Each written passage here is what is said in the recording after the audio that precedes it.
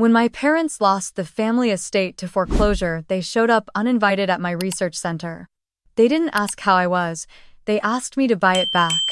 The same house they once said wasn't mine to worry about. The same parents who emptied my college fund to send my sister to fashion school in Paris. I didn't cry. I didn't scream. I asked them one question.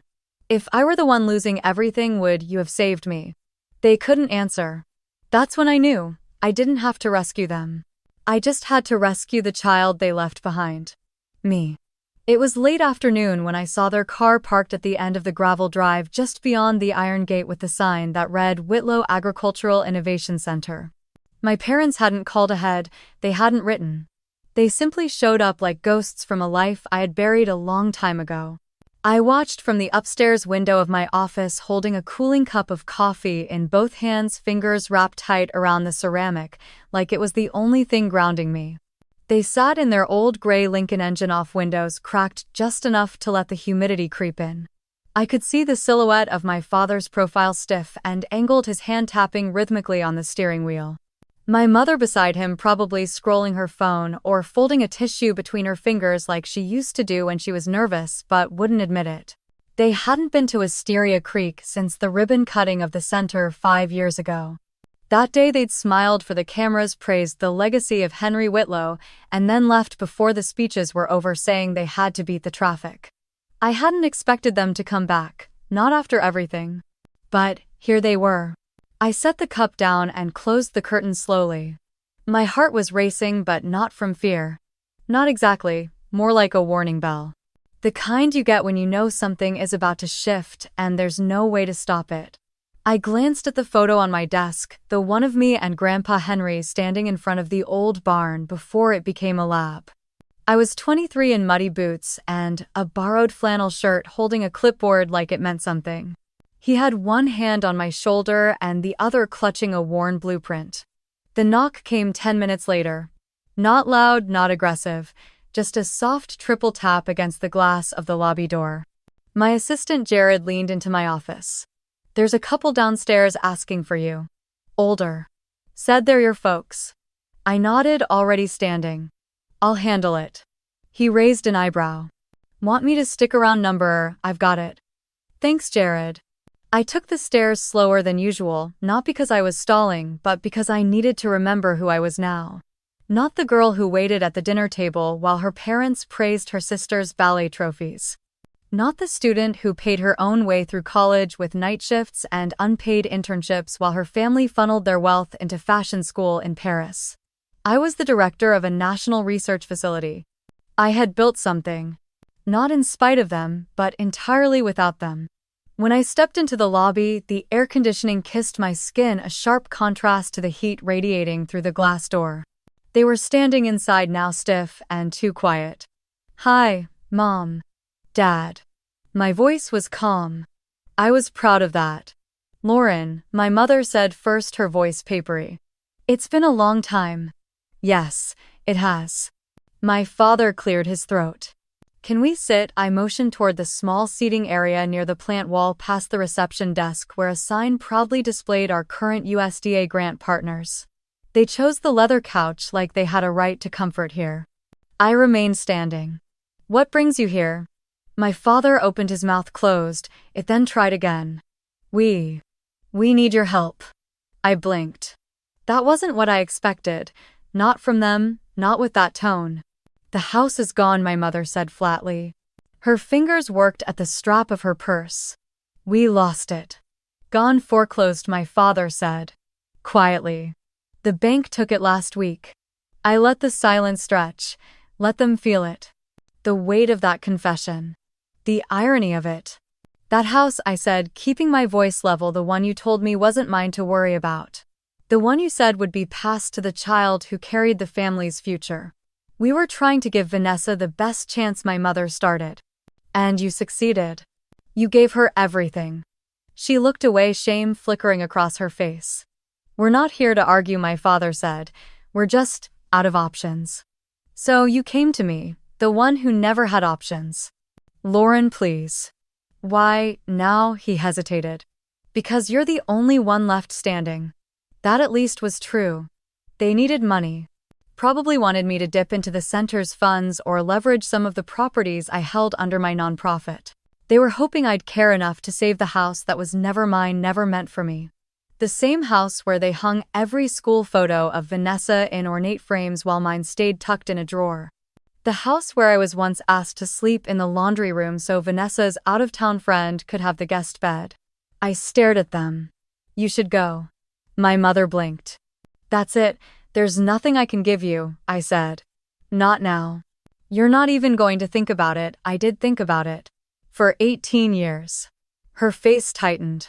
My father looked like he wanted to argue but didn't have the energy. They stood.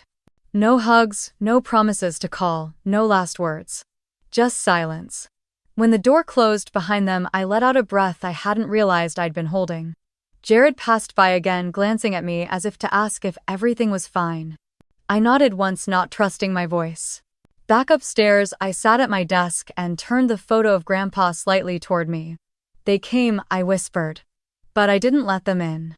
I closed the file cabinet and sat back in my chair, but my mind had already left the room. It drifted like it always did when something shook loose. Memory has a way of knocking gently before barging in. That day in the spring of 2005 came back clearer than I expected. The smell of lemon cake, the click of champagne flutes, and my mother's voice floating down the hallway as if it belonged to someone else. We were in the living room, crowded with guests, balloons, and a banner that read Bon Voyage Vanessa in gold script. I remember standing off to the side, holding a plastic cup of punch that tasted like watered-down sugar and watching my sister twirl in the center of the room. She looked radiant, dressed in a white sundress, cheeks flushed with praise and possibility. Everyone had something to say to her. You're going to take Paris by storm. Make sure you call us from the Eiffel Tower. Don't forget to send back photos. She laughed, hugged, posed. The girl had been made for attention. Our parents soaked it all in. My father wore his best suit, the one he usually reserved for board meetings. My mother had her pearls on. Everything about that evening screamed celebration. I waited until the crowd thinned and then pulled Dad aside in the kitchen. I had rehearsed the words. Calm, practical, not asking for much. Just some help. I just heard back from South Carolina State. I got in. Agricultural sciences with a focus on sustainable systems. He raised an eyebrow and reached for a soda from the fridge. That's good. Congratulations. There's a payment deadline in 4 weeks. I was hoping maybe I could use some of the savings account Grandpa opened for me. He didn't answer right away. Just looked past me out the window toward the backyard where the party noise carried on. Then he sighed and set the can down. Lauren, we're using that for Vanessa's tuition. The Parsons program isn't cheap and she got in with limited scholarship. I nodded slowly, the air cooling around my skin. But that account was in my name. Your grandfather set it up under the family trust. We're reallocating for now. She needs the opportunity. You're strong, you'll find a way. I remember staring at the pale green tiles behind him, willing myself not to cry. I already applied for FAFSA. But I'm still short. I just thought maybe his voice sharpened, not harsh, just final. You're independent, Lauren. Always have been, and that's something to be proud of.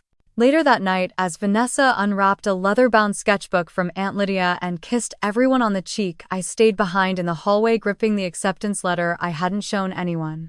A week after that, I took the morning shift at a coffee shop 2 blocks from campus and started cold calling professors to ask about any open research assistant slots. At night, I scrubbed counters, studied in 30-minute windows, and kept every receipt like I was building a case for a trial no one else was attending. My dorm was a converted maintenance closet at the far end of an old science building. The bed barely fit and the radiator screamed every time the temperature dropped, but it was mine. I taped my class schedule to the wall above the desk and hung a picture of a honeybee colony I'd taken at a community farm back home. No one visited. I didn't invite anyone. What would I say? This is where the daughter they forgot keeps going. Vanessa, meanwhile, sent postcards from Paris. Polaroids with scribbled notes. A photo of a latte with foam art shaped like a swan. A shot of the Seine at sunset. She once wrote in pink ink that she had met someone named Theo who dressed like a runway model and spoke 7 languages. I pinned them to a corkboard by the mirror, not out of longing but out of habit. A way of saying I haven't disappeared. I still exist. I remembered calling home one weekend to ask Mom if I could come back for Thanksgiving. Her voice was bright at first, then hesitant. "Oh, sweetheart, that weekend Vanessa's bringing some friends home. Maybe it's best you stay at school this year, it's just. Things might be a bit chaotic."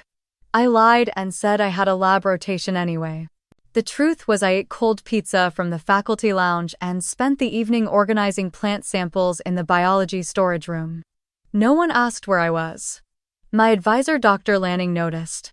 After winter break, he stopped me in the hallway, his tweed jacket covered in chalk dust. "You're doing 3 jobs, Lauren. And outperforming everyone. When are you going to ask for help?" I didn't know how. Help was something other people were given before they had to ask. Instead, I applied for an external scholarship. I wrote an essay about the way drought patterns affect pollination rates and submitted it with soil samples I had tested on my own. I didn't think I would win, but I did. When the envelope came, I sat on the floor of my dorm for a long time holding it in both hands. I didn't call home, I didn't tell anyone. I just folded the letter carefully and slipped it into the back of my planner.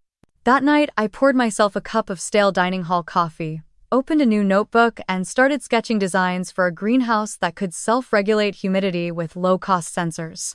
I didn't know it then, but that sketch would become the foundation for the first lab Grandpa Henry helped me build 5 years later. I didn't hate my family, but I stopped trying to belong to them. Somewhere along the way, I realized I didn't need to be chosen. I just needed to keep going. I woke up in the driver's seat of my rust-colored Chevy with a crick in my neck and the sun pushing through the windshield like it had something to prove.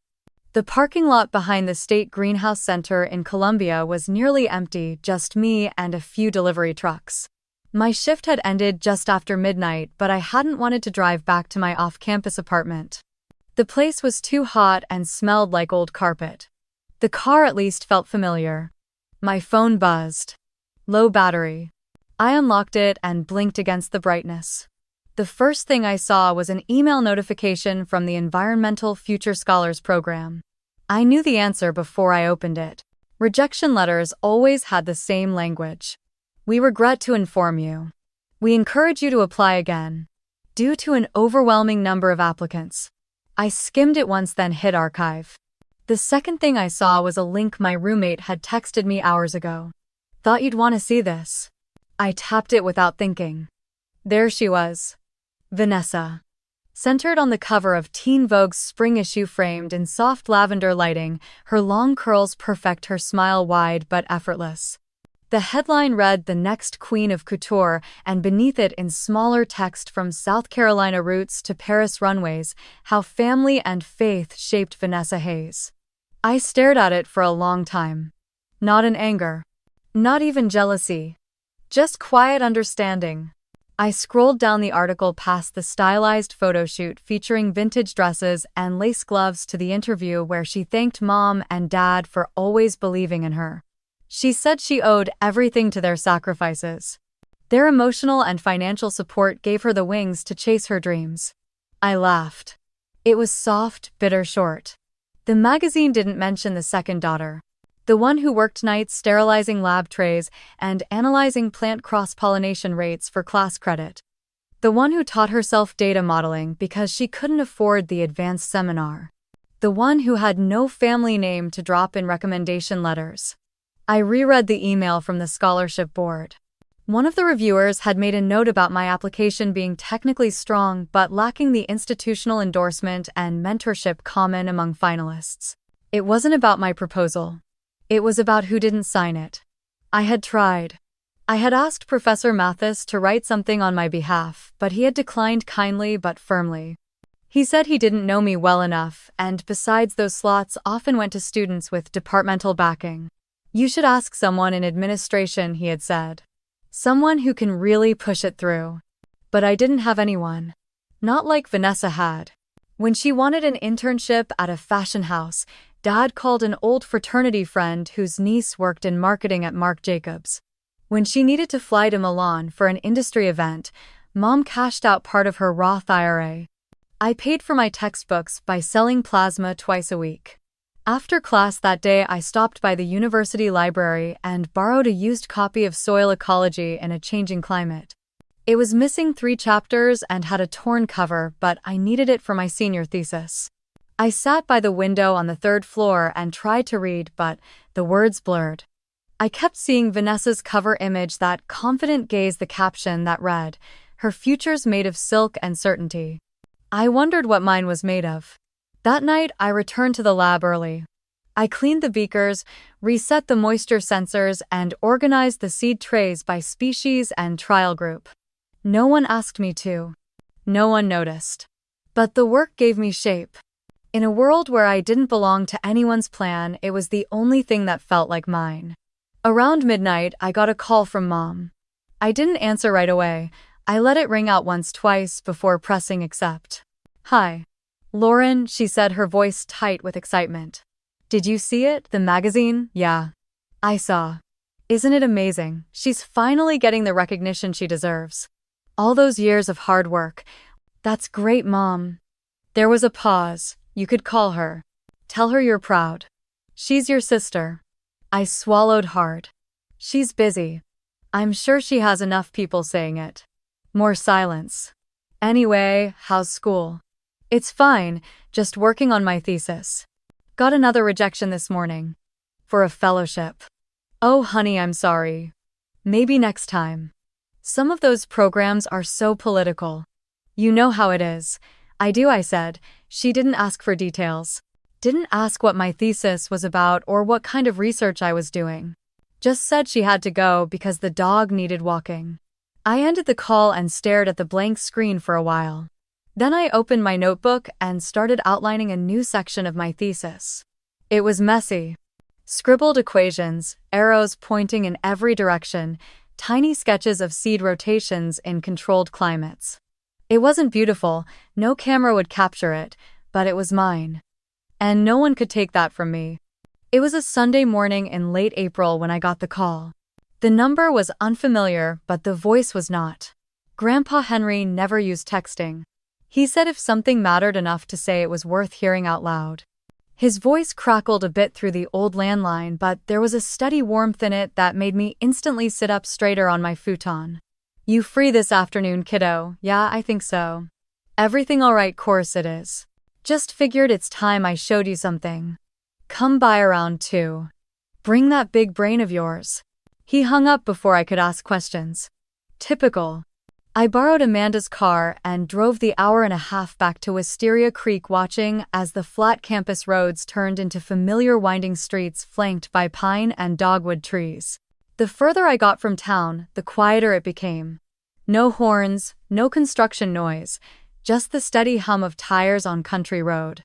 When I pulled into the gravel driveway of the Whitlow farm, the screen door was already propped open with a boot.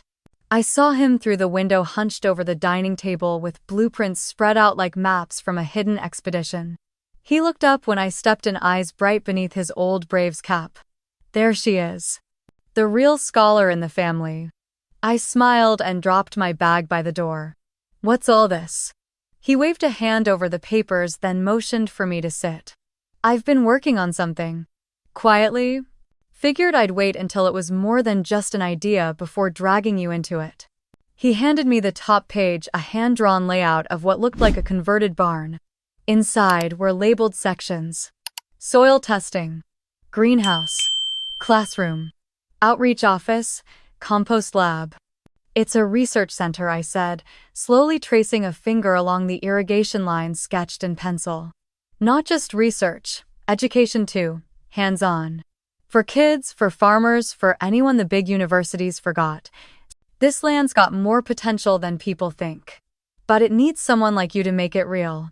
I looked up, throat suddenly dry. "Me?" He leaned back, chair creaking under the weight of his calm certainty. "Lauren, you've been building things your whole life. You just didn't have the space to plant them. I figured it's time someone gave you that space."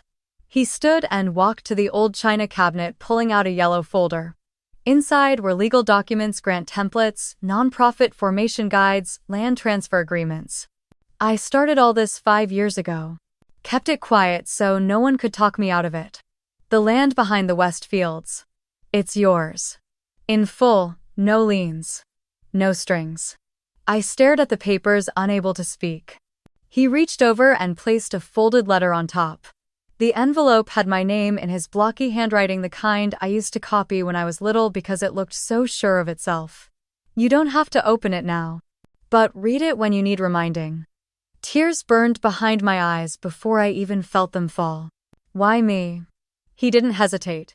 Because you're the one who never asked to be chosen. You just did the work anyway. That matters more than you know. I wiped my cheeks with the sleeve of my hoodie, embarrassed by the emotion that poured out of me all at once. I don't know what to say. Don't say anything yet, just think. When you're ready, you'll know what to do with it. We spent the next 2 hours walking the fields behind the barn. He showed me where he wanted the solar panels to go, the rainwater tanks, the compost trench. He talked about soil memory, about the way Earth remembers how it's been treated, about how he believed kindness could be taught through planting and harvest cycles. He never mentioned Vanessa. Not once. Not in contrast. Not in bitterness. That was the gift. The freedom of being seen without being compared. As the sun dipped behind the tree line, casting gold across the corn rows, I realized it had been the longest conversation we'd had in years. And the most important. I left the folder on the passenger seat the whole ride home, glancing at it at every stoplight like it might disappear if I blinked too long. The letter I didn't open right away. I kept it tucked in the back of my notebook, unread but ever present. Like a lighthouse beam just below the horizon. A few weeks later he fell. Nothing dramatic. Just a slip on the porch steps while changing a light bulb. But the complications piled on quickly. Hospital visits turned into hospice. And then one morning in early August the phone rang at 5:30. My mother's voice was thin and quick. Your grandfather passed in his sleep last night. It was peaceful. She didn't ask if I needed a ride. She didn't ask if I was okay. The funeral was small. Vanessa spoke. So did a pastor who mispronounced our last name twice. I didn't speak. I didn't cry either. Not there. I waited until I was back in my dorm room, sitting cross-legged on the floor. The letter finally opened in my lap, his handwriting steady and unmistakable. You already know what you're capable of, kiddo. I just hope this place gives you permission to prove it to yourself. I read it twice. Then I got up, opened a new document on my laptop, and typed the words Whitlow Agricultural Innovation Center, Founding Charter. That night I didn't sleep. I drafted, sketched, outlined. Not because I had to, because I wanted to. Because for the first time in a long time someone had said yes. The first raised bed was nothing more than a plywood box filled with borrowed soil and hand-me-down seeds, but the kids gathered around it like it held magic. That was in the spring of 2020, the same week the headlines started. I was standing in the shade of an old oak tree at the back of the community garden watching a fourth grader named Tay proudly push a trowel into the dirt when Jared walked up from the annex, holding his phone out like it was smoking. You're gonna want to see this, he said. I took the phone and squinted at the screen. It was a news article. Elliot Mason investigates the fall of a fashion darling. Vanessa's face stared back at me, half-lit mascara, perfect, the same pose I'd seen 100 times before on magazines. But the title underneath it felt sharp enough to cut glass. Fraud. Embezzlement. Breach of fiduciary duty. The article laid it out in devastating detail. Investors in her lifestyle brand V&H Studio were suing. A whistleblower inside the company had leaked financial records showing she used investor funds to pay off her credit card debt, rent a loft in Tribeca, and cover a luxury trip to Morocco with her boyfriend, who, according to the piece, had since gone bankrupt after fronting capital on her word alone. I handed Jared the phone without a word. She's trending everywhere, he said. Brands are dropping her like she's radioactive. I nodded. My heart wasn't racing. It wasn't breaking either. If anything, it was oddly quiet. You okay? I looked over at the kids kneeling in the dirt laughing about a worm they found. Yeah, I said. Just surprised it took this long. That night, more stories followed. Old collaborators came forward. So did former assistants. Screenshots. Voice memos, receipts. Vanessa, it turned out, had built her empire on charm and connections and the assumption that no one would dare question her. Until someone do. The next day, a local reporter called the center asking if I'd like to comment. I declined. Instead, I spent the morning with a group of fifth graders learning to prune tomato vines. One of them, a boy named Marcus, tugged at my sleeve while holding a pair of safety scissors. "Miss Lauren, do you have a sister?" I paused, then took the scissors from his hand and showed him how to snip just above the node. "I do," I said. "But I work with kids now, not grown-ups." He seemed satisfied with that answer. Later, I sat on the edge of the teaching garden and watched the breeze move through the rows of kale and beans and sunflowers the kids had planted from seed. Behind me, the lab was quiet. Most of the research team had taken the day to finish data logs at home. I scrolled through my phone not to read the articles, but to see the photos. All of them still so polished. Even in disgrace, Vanessa looked like a curated tragedy. The public fed on her downfall like it was dessert. But I knew better. This wasn't sudden. This was the end of a long, expensive lie finally unraveling. I remembered once when I was 13, Vanessa had taken $50 out of Mom's wallet and blamed it on me. She cried through her arms around Dad and said she would never lie again. They believed her. I got grounded for a week. Years later, I asked her why she did it. She just shrugged and said, "You always bounced back." I suppose I had. I bounced through college on ramen and grants. Bounced through rejection letters and internships no one remembered. Bounced into this life piece by piece without a single safety net. And now, for the first time, Vanessa was falling without one. That thought didn't bring me joy. It didn't bring revenge or relief. It just felt inevitable. Like watching a structure collapse because the foundation was always hollow. That evening, I called Grandma Evelyn. I hadn't told her yet. She picked up on the second ring, voice as crisp as always. "Lauren, sweetheart. Everything all right? Yeah, just a lot of noise in the world today." She didn't ask what I meant. She never did. She always knew. "Come by for supper tomorrow," she said. "I made pecan pie." "Okay. And Lauren, I'm proud of you. Just in case I haven't said it enough." My throat tightened. "Thanks, Grandma." After we hung up, I sat in the dark lobby of the annex for a long time watching the stars press faintly against the skylights. Somewhere out there, people were arguing on Twitter, writing think pieces calculating how fast a reputation could fall. I didn't join in. I went back outside, knelt beside the garden, and watered the beds by hand. Not because I had to, but because someone had to keep things growing. The letter came certified, tucked inside a plain envelope with no return address. Jared brought it into my office with a look I didn't recognize at first. Pity, maybe. Or discomfort. He set it on my desk and said nothing, just nodded once before walking out. I opened it slowly, peeling back the flap like it might bite. Inside was a legal notice from Franklin State Bank. Formal language, cool and polished. The house on Sycamore Lane had officially entered foreclosure. Auction date set. All rights to ownership terminated. I stared at the name. My childhood home. The one with the cracked porch swing and magnolia trees that leaned too far west. The one where my mother used to burn cinnamon sticks on the stove instead of baking, and my father read the newspaper with a pen in hand, correcting typos out loud like he was the editor-in-chief of the world. I hadn't stepped inside that house in over 6 years. Still, the thought of it empty felt strange. Like something had shifted in the earth, and no one had marked the tremor. 2 days later, they came. They didn't call ahead. Just pulled up in a borrowed SUV and sat in the parking lot for half an hour before walking through the glass doors of the annex like customers with a complaint. Jared radioed up. "Your parents are here." I told him to send them in. They looked older, smaller somehow. My mother wore a pastel blouse and sunglasses even indoors. My father looked like someone had taken a vacuum to his pride. But their voices when they spoke still carried that same quiet assumption of authority. "We need your help," my father said, taking a seat without waiting to be offered one. "It's not about us," my mother added quickly. "It's about the house.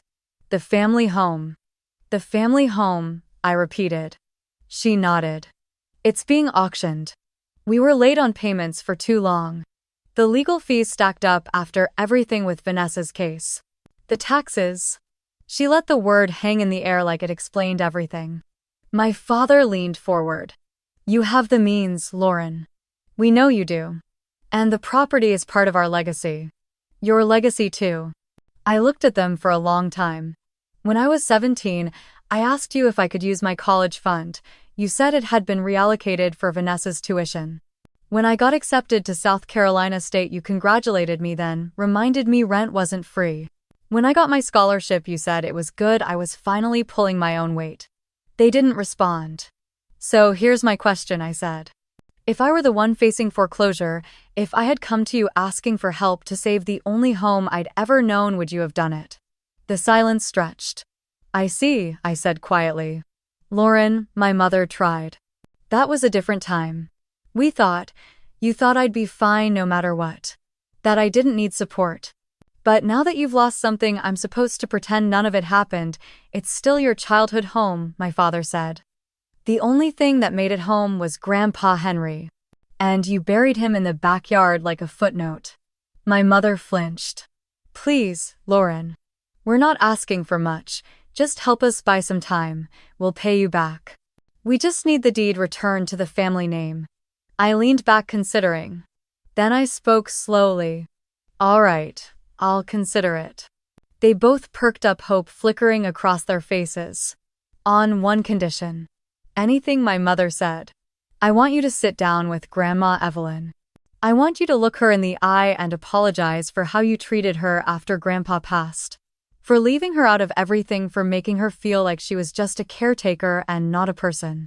You cut her out of holidays, told people she wasn't well when she was just grieving. You treated her like an inconvenience. My mother blinked. My father stared at the floor. And I want it public. Not a phone call, not a text. I want you to go to church with her this Sunday and say it in front of the people you lied to. Lauren, my mother said, her voice going sharp at the edges. That's dramatic. Is it? We're not performers, she said. You expected me to be. This is different. No, I said. It's not. My father stood up slow and stiff. We came to you because you're family, because we thought you'd care. I do care, I said. Just not about appearances anymore. They left without shaking my hand, without looking back. My mother's heels clicked across the tile like punctuation marks. My father said nothing as he opened the door for her. I sat in the quiet that followed, listening to the hum of the refrigeration units in the lab below. That night, I visited Grandma Evelyn. She was sitting on the porch shelling peas into a metal bowl like it was still 1965. They came by, I said. She didn't look up. I figured. They want the house back. She nodded. Did you say yes? Number? I gave them a choice. She paused, then looked at me, the corners of her mouth twitching like she might smile. You're your grandfather's girl, she said. I didn't say anything. We sat in the dusk as the cicadas tuned their chorus, the bowl slowly filling with green. Behind us, the kitchen light spilled through the screen door, catching dust motes midair like stars waiting to be seen. The next morning, I found Grandma Evelyn already in the backyard, her sun hat tilted back and a pitcher of iced tea sweating on the old iron table. She didn't say anything when I stepped out. Just patted the seat beside her under the magnolia tree, the one that had survived hurricanes and droughts and everything in between. I sat down slowly. The branches above us rustled in a rhythm I hadn't heard in years. Not since the summer I was 10 and built my first model garden with Grandpa Henry right here in this very spot. We'd sectioned off rows with popsicle sticks and string-labeled the imaginary vegetables with index cards and dug holes for bean seeds we never expected to grow. I had used a pink spiral notebook to document each fake crop and soil type, and he had watched like I was inventing flight. You know what's funny, I said, letting the breeze move over us. They didn't even ask how I was doing. Just came in asking for the house like they were ordering coffee. Grandma shook her head, smiling without amusement. They've always thought grace was something they were entitled to, not something earned. I turned toward her, studying her face. She'd gotten older in ways that snuck up on me. The skin around her eyes was softer, her hands more delicate, but her spine was still straight, her voice still precise. I told them I'd help if they apologized to you. In public. She looked surprised for only a moment before her mouth pressed into a thin line. And what did they say? They walked out.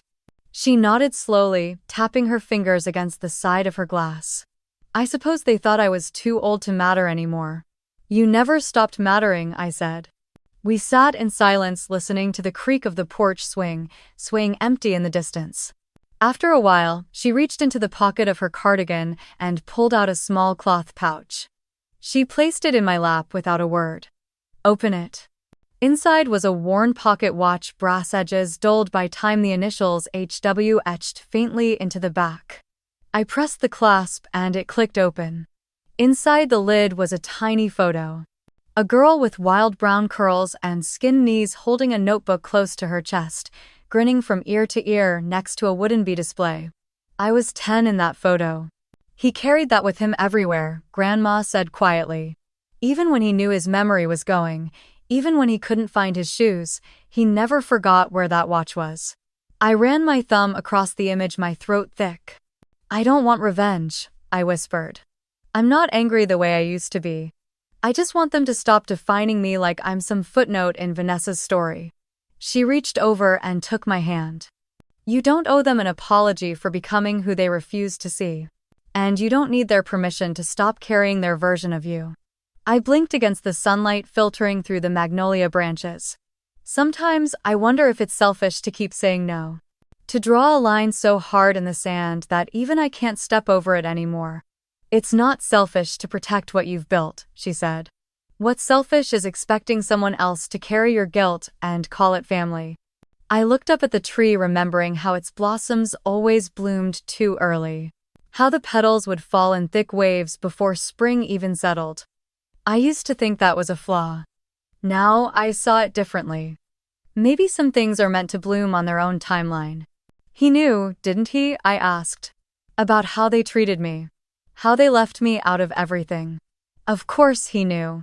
He just figured you needed space to become someone without their noise. I closed the pocket watch gently and tucked it into the pouch, then into the front pocket of my jeans. What if they come back again? They will, she said. People always return when they realize they've used up every other option. Then what do I do? You decide if they're coming back for you or for what you have. And then you act accordingly. I thought of the letter Grandpa had written me. The one still folded in my desk drawer at the annex. I thought of the line he'd written near the end. You already know what you're capable of. I just hope this place gives you permission to prove it to yourself. I stood and looked out at the garden we had planted together last fall, the one with wild mint that kept overtaking the rows of beets. I had meant to pull it but never did. Grandma gathered her tea glass and stood beside me. You know, she said, I used to think blood was the strongest bond there was. But that's not true. Choice is stronger. I turned toward her, curious. We don't get to choose who we come from. But we get to choose who gets to stay. Who we build with. Who we carry forward. She reached up and brushed a magnolia petal from my shoulder. You're not carrying them anymore, Lauren. You're carrying yourself. I didn't say anything. Just stood there under the canopy of a tree that had outlived storms and silence and still found a way to bloom. The envelope was thick, certified, and hand-delivered to the front office of the annex. Jared brought it to me with an expression that said he'd already read the first few lines and hated every word. I took it to my office, closed the door, and opened it slowly, careful not to tear anything, even though my hands had started to tremble. They were suing me. My parents and Vanessa had hired legal representation to challenge ownership of the Whitlow Agricultural Innovation Center. Their claim was simple. The land and assets, they argued, were part of the Whitlow family legacy, and therefore subject to division as family inheritance. They cited generational equity, communal property, and a loosely interpreted clause from Grandpa Henry's obituary write-up. They didn't even use my name in the claim. Just referred to me as the current operator of the facility. I sat at my desk for nearly an hour without moving. Then I stood up, walked out the back door, and stood in the middle of the research field, letting the wind pull at my sleeves. I looked at the rows of sprouting lettuce and the solar panels glinting in the sun and reminded myself to breathe. That night, I called Bethany Cross. She was not just a lawyer, she was a force of nature. Short, sharp, and always 2 steps ahead. I had met her during a grant review board 4 years earlier and kept her card in my desk drawer ever since. Just in case. Bethany listened carefully, then asked me to scan everything over by midnight. She called back at 6 the next morning. "We're not just going to win Lauren. We're going to make them wish they'd never brought this to court." For the next 8 weeks, we built a case. Bethany assembled documentation like she was piecing together a cathedral. Grandpa Henry's signed land transfer agreements, the foundation's bylaws, the nonprofit status filings, and most importantly, his handwritten letter to me. She found financial audits, donor records, and early blueprints with my initials scribbled in the margins. But it wasn't just paper that would matter. It was people. Grandma Evelyn didn't hesitate. "You want me to testify?" she asked, pouring coffee like it was a casual request. "Only if you're comfortable." She looked up at me with that steady gaze. "He built that center for you, not for your name. Not for your degree. For your heart. And I'll say that to 100 judges if I have to." Court started the following Monday. The courtroom in Charleston smelled like lemon cleaner and worn fabric. My parents sat at the plaintiff's table, stiff and dressed in muted grays. Vanessa wore sunglasses indoors. Her new attorney, a man with perfect teeth and a louder tie than necessary, did most of the talking. They argued that the property had always been considered a family estate. That Grandpa Henry had been ill during the time of the transfer. That my presence at the center was thanks to years of family support, both emotional and financial. Bethany let them speak. Then she stood and dismantled the claim with surgical precision. She introduced the notarized land deed, presented tax records showing I had been financially independent since I was 19, displayed the nonprofit's charter bearing my name and signature as sole founder. She even included a time-stamped video of Grandpa Henry recorded by a local news team before his passing, standing in front of the annex and saying, "This is Lauren's dream. I'm just giving her the dirt to build it on." But it was Grandma's testimony that changed everything.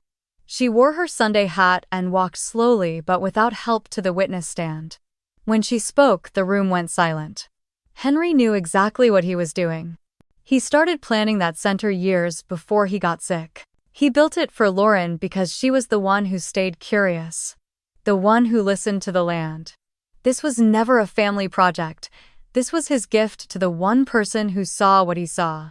The opposing lawyer tried to cross-examine, asked her if she had any bias.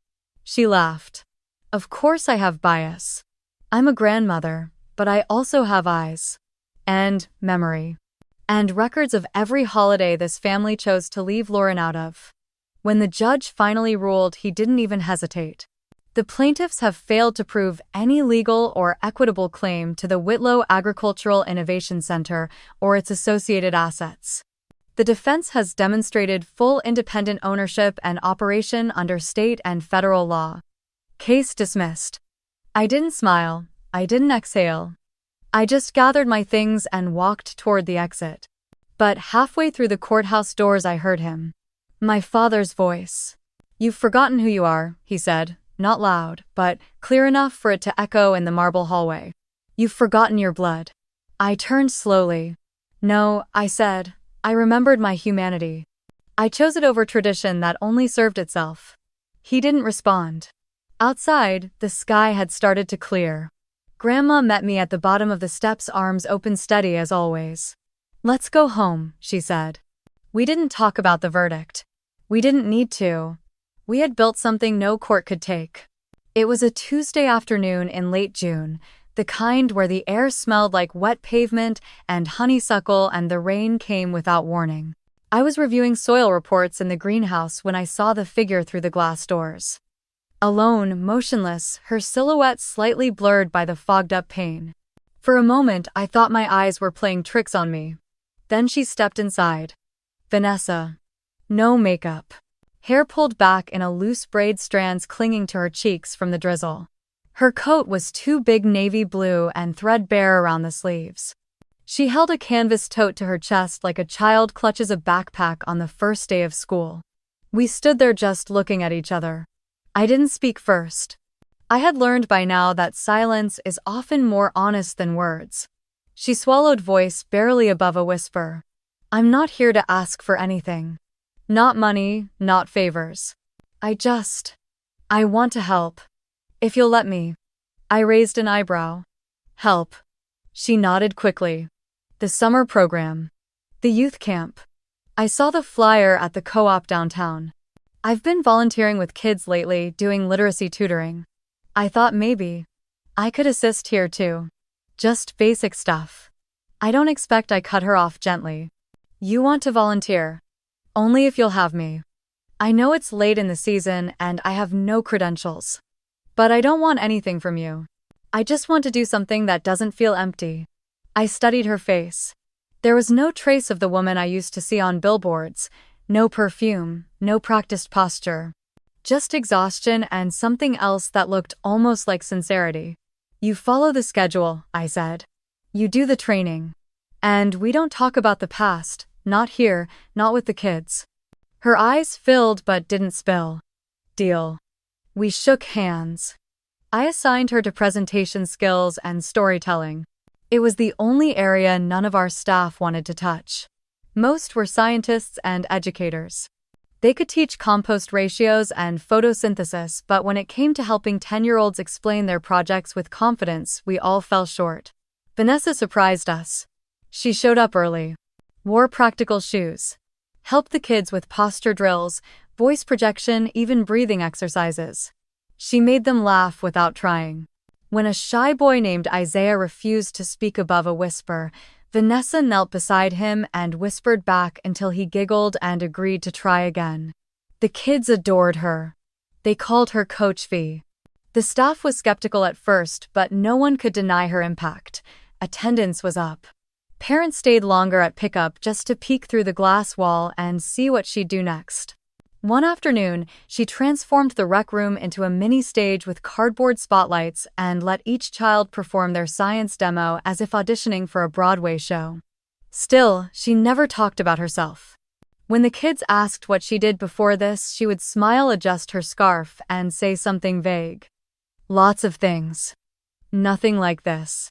Once during cleanup, I found her sitting on the back steps of the annex staring out at the field. I approached slowly, unsure of what she needed. She didn't look at me, just said softly, I forgot how quiet the world could be when it's not demanding something from you. We sat there for a while.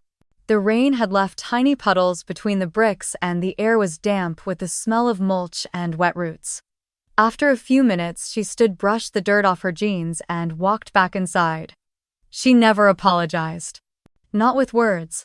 But she showed up every morning. She helped a girl with a speech impediment practice her sentences 15 times until the girl stood in front of the class without stuttering. She brought healthy snacks from the farmer's market when one kid forgot lunch. She stayed late to help design the end-of-camp presentation, carefully organizing poster boards and checking that every child had their names spelled correctly. And she never once brought up what happened before. Not the lawsuit. Not the press. Not the house. Some people change loudly with declarations and apologies and grand gestures. Vanessa changed quietly. She chose work over redemption, consistency over confession. And for the first time in my life, I saw her as something other than a storm I had to brace against. I saw her as a person learning how to begin again. And that was enough. It had been almost 2 months since Vanessa first stepped back into my life, and still I found myself studying her the way I used to study rainfall, quietly, cautiously wondering when the storm might return. That night, the rain had settled into a soft mist clinging to the windows of the annex, like it was afraid to fall too hard. I stayed late to finish curriculum reports and ended up wandering through the greenhouse without meaning to. The grow lights bathed the space in a quiet gold, and in the far corner she was there again. She didn't hear me approach this time. Her back was to me, hunched slightly over a seedling tray, carefully thinning out lettuce starts. She worked with slow, deliberate hands like she was tending something more fragile than roots. I leaned against the doorframe for a moment. You're off the clock, I said softly. She didn't jump. Just glanced back over her shoulder, then returned to her task. The plants don't know what time it is, she said. Besides, I like the quiet. I stepped in, pulled up a stool beside the irrigation shelf, and waited. I didn't want to talk, not exactly. But something in the air felt unsettled, like the silence between us needed to be acknowledged before it soured. She straightened, wiped her hands on her jeans, and finally turned to face me. You ever think about how much we used to fight over nothing? I shrugged. I think you fought. I just stopped talking. That made her smile just barely. Fair enough. She wandered to the workbench, sat on the edge, and looked around. You built something beautiful here. I mean that. I nodded. Vanessa stared up at the rafters, watching the soft sway of the heat lamps. When I was in New York, she began, there was this one rooftop party brand launched something with champagne and silent DJs. Everyone was taking pictures of themselves. Not with each other, just of themselves. I remember standing in the middle of it and feeling like I didn't exist unless I was holding my phone up. I waited, letting her continue. I used to think attention was proof of existence. Like if enough people looked at me, it meant I was real. She paused, looked down at her shoes. But I never felt more invisible than I did in those rooms. Her voice cracked slightly, but she didn't cry. You though, she said, turning to me. You saw everything. Even when we were kids. You noticed when Mom got quiet in the car. You saw when I was faking confidence. You saw me. That's what made it worse, I said, not harshly, just honest. Because I kept hoping one day you'd look back and really see me too. Vanessa nodded slowly. I know, I see you now. Her eyes met mine, and for a second I thought maybe she would say it. The words. The ones that mattered more than any legal victory or carefully rehearsed compliment, but she didn't. She opened her mouth, then hesitated. Something flickered across her face, regret, maybe, or shame. Then she closed it again and looked away. Instead, she said, You kept the honeybee display. I followed her gaze to the old project, still standing near the back wall, slightly faded edges curled with age. I told Grandpa once I wanted to take it down. He wouldn't let me. Said it was proof that curiosity deserved a place at the table. He was right. Vanessa walked over to the display, running a hand lightly along the cardboard edge. I used to think you were small for not leaving town. That staying meant you were afraid to be bigger. I raised an eyebrow. And now I think I didn't know the difference between spotlight and purpose. I didn't respond. Not because I didn't have thoughts, but because I knew this wasn't a conversation in the way most people understood it. This was something slower, something earned in pauses and half sentences. She sat down beside me again, hands folded in her lap. I'm not good at this, she said finally. At what? Being, whatever this is. Accountable. Present. Human, maybe. I leaned back, watching the lights shift as the timer clicked over to night mode. You don't have to be perfect, you just have to be real. She looked at me, then really looked. I never said sorry. I know. I want to. I shook my head gently. Not tonight. Vanessa nodded, and this time the silence between us didn't ache. We stayed there a while longer, the greenhouse breathing around us like a quiet witness. The crickets outside had begun their chorus, and the automatic misting system let out a soft hiss as it kicked on. When she finally stood to leave, she paused by the door. Thank you, she said again. I nodded. Good night, Coach Fifth. Her smile was small, but it reached her eyes this time. Night, Director Hayes. Then she stepped out into the mist, her figure fading slowly down the gravel path like the memory of someone I had once known and maybe was learning to know again. I turned off the grow lights one by one and stood in the dim warmth of the room she had just left, unsure if what I felt was peace or just the start of something quiet and unfinished. Maybe some relationships don't close. Maybe they just soften. Maybe that's all they ever need to do. The sun was already dipping low when I unlocked the greenhouse annex for the third time that day. This time I wasn't alone. Amber Shaw, 14 years old and half hidden behind a ponytail and an oversized flannel, clutched a binder close to her chest, like it might fly away if she loosened her grip. She had been quiet the whole walk over from the main building, but I could feel the hum of anticipation in her steps. It reminded me of someone. A girl who used to walk these same gravel paths with dirt on her jeans and too many questions in her head to sleep at night. I held the door open and motioned for her to enter first. "This is the controlled field rotation model," I said. "It's been dormant since last winter's experiment. You'll have access to it for your rice trial if we can get your proposal past the safety committee." Amber's eyes widened behind her glasses. She walked carefully, not touching anything at first, just taking it all in like she was stepping into a sacred space. "This is really mine?" she asked, finally, voice small. "It's yours to learn from." "That's even better." She blinked and nodded. Then she opened her binder and pulled out a rough sketch. I leaned in. Hand-drawn rose water channels marked in blue and a small shaded margin where she had scribbled ideas about soil composition and water pH levels. "You did all this?" I stayed up last weekend watching old documentaries on sustainable rice paddies in Indonesia. Then I started mapping out what I thought might work here with what we have. But I didn't think. She stopped. "Didn't think what?" "Didn't think anyone would take it seriously. I'm just weird. Too quiet. Too much. I thought maybe I'd just write the paper and never tell anyone." I reached into my back pocket and pulled out a folded piece of paper, old and soft at the corners. Amber tilted her head as I unfolded it. "This is a diagram I drew when I was about your age. It's of honeybee foraging routes. I thought if I could prove bees communicated with patterns in air pressure, maybe I could change how we supported pollinator systems in microfarming." Her eyes widened. "Did you?" I smiled, not even close. But I tried. And trying led me to something else. And that led me here. Amber stared at my paper, then looked down at her own. "I used to think I had to be loud to be seen," she whispered. "You don't," I said. "You just need to be in the right room." We spent the next 2 hours mapping out what she'd need to test her rice ecosystem.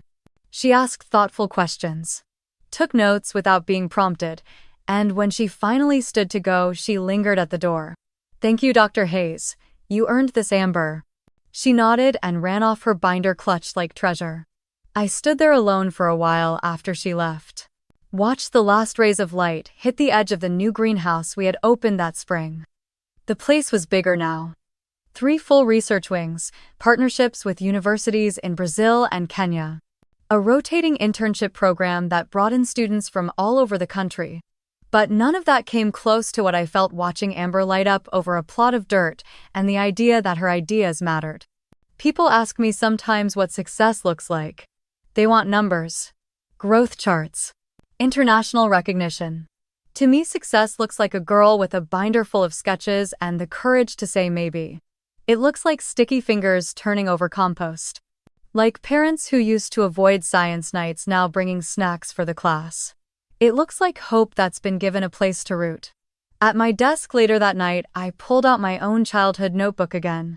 The one Grandpa saved, the one I thought I had outgrown. The pages were still intact, still messy, still wild with impossible theories and misspelled observations.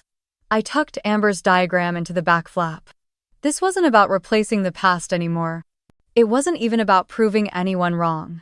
It was about choosing what to grow next. And right now, in this exact season of my life, nothing mattered more than making room for the kids who hadn't yet been told they were allowed to bloom. The air backstage smelled like wood polish and nerves. I adjusted the lapel of my navy suit and glanced down at the note cards I wasn't planning to use. In my breast pocket, tucked neatly behind the folded fabric, rested Grandpa Henry's pocket watch. Its silver casing was worn soft with time, the hinge still stubborn, the photo of 10-year-old me inside, still bright despite the years. The announcer finished reading the introduction. My name echoed through the auditorium, followed by applause that felt too big and too distant to be real. I stepped onto the stage. The lights were hot. Not like greenhouse lights, warm and purposeful. These lights made you sweat, made you feel every inch of your skin. I walked slowly to the podium and looked out at a sea of strangers, educators, scientists, students, donors. All of them waiting for something. My voice didn't shake. I spoke about sustainability. About what it means when education is rooted in dignity, not pity. I shared the story of Amber and her rice field project, how her data now helps inform our cooperative methods in Georgia and Mississippi. I mentioned our international partnerships, our seed library, our youth-led soil health coalition. And then I paused. I told them about the child who started it all. Not a prodigy, not a hero. Just a kid with muddy shoes and too many questions. A girl who once tracked bees and asked why no one else was curious. A girl who sat through dinner after dinner without being asked how her day went. Who learned early that invisibility is louder than silence. I didn't say her name, because she was me. I took a breath, held the pocket watch in my hand, let the weight of it ground me. People ask what made me stay in this work. They ask why I chose kids, why I chose dirt and seeds and things that grow slow. The answer is simple. I didn't set out to save anyone. Not the world. Not the broken system. Not even my own family. I just decided to save one person. The girl who didn't get picked. The one who ate lunch in the library. The one who kept showing up even when no one clapped. That's who I saved. And in doing that, I found everything else. I closed the speech there, no final flourish. No slogan, just the truth. They stood. They clapped. Cameras flashed. But none of that stayed with me. What stayed was the quiet moment right after when I stepped off the stage and found Evelyn waiting in the wings. She was older now. Slower. But her hands were still steady as ever when she reached up and smoothed the edge of my blazer. "He would be proud," she said softly. "I know," I replied, "but I'm proud too. For once that's enough." We left the building through a side door, avoiding the press. Outside the sky was pale lavender, the first stars barely visible. I drove us back to Wisteria Creek with the windows down, the wind soft against my skin. The annex was quiet when we returned. The kids had long gone home. Vanessa's clipboard was still on the front desk, a sticky note reminding her to bring more art supplies for the weekend sessions. She had stayed. Not just in presence, but in effort. I had stopped needing an apology. In the hallway near the teaching lab, a new display case had been installed. It held small things: a dried sprig of basil from the first camp harvest, a soil sample from Kenya, a child's drawing labeled Worm Ambassador. But in the center was my old notebook. Open to the page with my earliest bee sketches. Beneath it was a plaque. It didn't say Dr. Hayes or director or founder. It said, "Only the kids who ask why ever change the world." I turned off the lights one by one and walked out onto the back porch. The magnolia tree still leaned east. The field was quiet. In the distance, I could see the edge of the greenhouse glowing softly like a lantern left out for someone to find their way home. I had not rescued the people who once left me behind, but I had rescued something sacred. Myself. And for the first time, I wasn't looking over my shoulder. I wasn't waiting for someone else to call it enough. I had built something that could last longer than me. A place where the overlooked could be seen. A place where the quiet ones could lead. A place where no one had to earn their worth with pain. I didn't save my family. I saved the child they forgot. And that was everything. If this story made you feel seen, I hope you'll leave a comment, subscribe, or share it with someone else who needs to hear it. There are too many voices still waiting to be heard. Thank you for listening.